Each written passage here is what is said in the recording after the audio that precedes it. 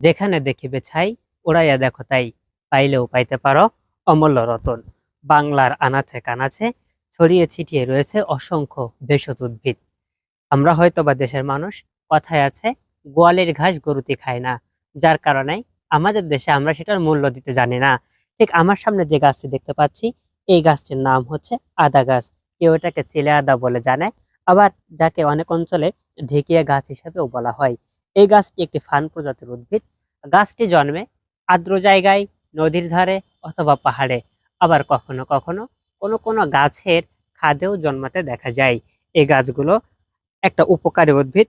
প্রাচীন ভেষজ শাস্ত্রে এর প্রচুর ব্যবহার রয়েছে।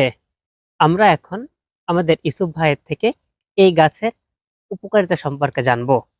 ভাই, এই গাছটা আসলে কি কি উপকার করে, যদি আমাদেরকে একটু বলতেন।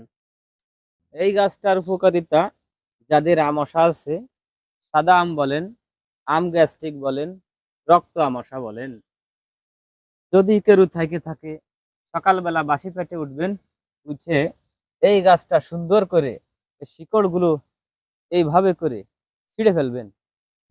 সুন্দর করে এইভাবে শিকড় ছিঁড়ে ফেলাই দিয়ে তারপরে এর ডাইগোগুলো সুন্দর করে এখান থেকে এরকম ছিঁড়ে ফেলবেন।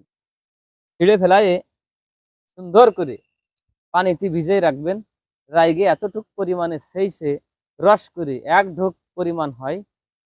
এই ১ ঢোক পরিমাণের মতো রস করে প্রত্যেক দিন পর ৩ দিন আপনি বাসি পেটে খাবেন। আল্লাহ তাআলা আপনার এই আমাশা নামের রোগ আরোগ্য হয়ে যাবে।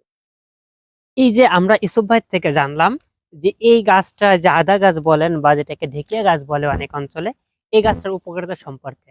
আসলে এই একই ধরনের গাছ, একই ধরনের দেখতে অনেক প্রজাতির রয়েছে। তো আপনারা কেউ এটা নিজে নিজে আমাদের ভিডিও দেখে ট্রাই করতে যাবেন না। অবশ্যই যে গাছ চেনে, যার উদ্ভিদ সম্পর্কে ধারণা আছে, এরকম কারোর কাছ থেকে অবশ্যই পরামর্শ নিয়ে নেবেন, এই তাকে দেখেন, দেখে। আমি এটা উঠাইছি, এই গাছটা আমি নিজে খাবো। আর এই গাছটা উঠাইছি আমি আমার এক ভাইকে দেব, প্রতিবেশী এক ভাইকে দেব, তার সমস্যা হয়েছে। আশা করি আল্লাহ তাআলা অবশ্যই আরোগ্য করবে। ভাই, আপনি কি এই পর্যন্ত এই গাছ আরো কাউকে দিছেন কিনা? এই গাছটা আমি আজ থেকে আরো ৩ বছর আগের থেকে মানুষকে দিয়ে আসতেছি। এই গাছটা আমি আজ থেকে আরো মানুষকে ২-৩ বছর ধরে দিয়ে আসতেছি। এর ভিতরে আমি ২-৩ জন লোক পাইছি, তারা এই আমাশা রোগের জন্য ভারতে যাবে। তা আমি ইচ্ছা করে, তারা আমারে বলে নাই, আমি শুই নেই, ইচ্ছা করে তাদেরকে দিয়ে আসছি।